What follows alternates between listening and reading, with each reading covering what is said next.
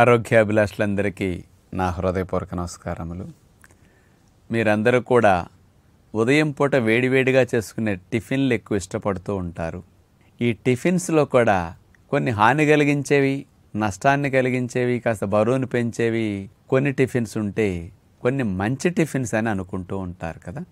అలాంటి టిఫిన్ వెరైటీస్లో మంచి టిఫిన్ అంటే దేనికి పేరుందండి? నెంబర్ 1 మంచి టిఫిన్ అంటే ఇడ్లీ అంటారు. నేను ఇది తప్పు అంట. టిఫిన్స్ అన్నిట్లోకెల్లా నెంబర్ 1 బెస్ట్ టిఫిన్ అంటే మార్నింగ్ బ్రేక్ఫాస్ట్ ఐటమ్స్లోకెల్లా నెంబర్ 1 బెస్ట్ ఐటమ్ అంటే మినప గారి అంట నేను. ఎందుకు? ఈ గారిని ఎలా తింటే ఎన్ని లాభాలు వస్తాయి?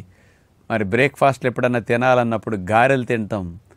మరి ది బెస్ట్ బ్రేక్ఫాస్ట్ ఎందుకు అని ఇక్కడ మీకు వివరణగా నేను తెలియచేస్తాను. రాజుగారు గారెలు తినమన్నారు అనుకుని మీరు నూనెలో గారెలు తిందామనుకుంటున్నారా? ఆ నూనెలో దేవటం వల్ల గారెలో ఉండే లాభం కంటే నూనె దేవటం వల్ల వచ్చే నష్టం ఇంకా ఎక్కువ.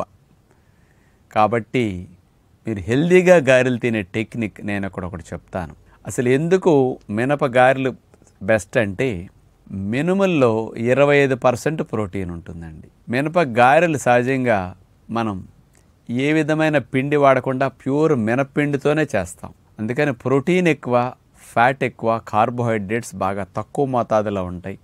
పొట్టు తీయకుండా మినపప్పుని పొట్టుతో పాటు రుబ్బేసి కనుక వేసుకుంటే ఇంకా ఫైబర్ కూడా ఎక్కువ వెళ్ళి ఇంకా బెనిఫిట్స్ వస్తాయి అన్నమాట.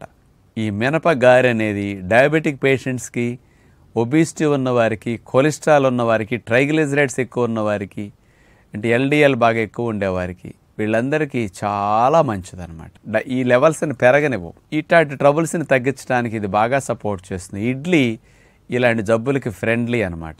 షుగర్కి, కొలెస్ట్రాల్కి, ట్రైగ్లిజరైడ్స్కి, బరువు పెరగటానికి ఫ్రెండ్లీ. కాబట్టి ఇలాంటి వాటికి ది బెస్ట్ ఈ మినప గారె. కానీ దీన్ని హెల్దీగా ఎలా చేసుకుంటే మంచిది? ఈ రోజుల్లో కూడా చాలా బాగా చేసుకోవచ్చు మీరు నూనె లేకుండా కూడా. ఎలాంటి చట్నీల్లో ఈ మినపగారి తింటే మంచిది అనేది నేను చెప్తాను. పొట్టు తీయకుండా మినుములనే మినపప్పునే నానపెట్టేసి ఆ పప్పుతో పాటు రుబ్బేసుకోండి మీరు. ఆ మినపిండిలో ఉల్లిపాయ ముక్కలు, పచ్చిమిరపకాయ ముక్కలు, అల్లం ముక్కలు, జీలకర్ర ఇలాంటివి వేసుకోండి సరిపడా.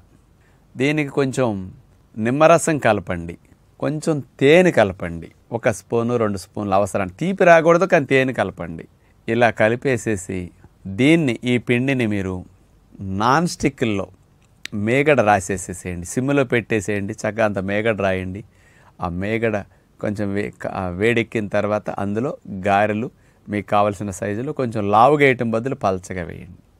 ఇలా వేసేసి ఒకవైపు గారెలు కాలిన తర్వాత వాటిని తిరగేసి మరోవైపు తిరగవేసేసి కాల్చండి.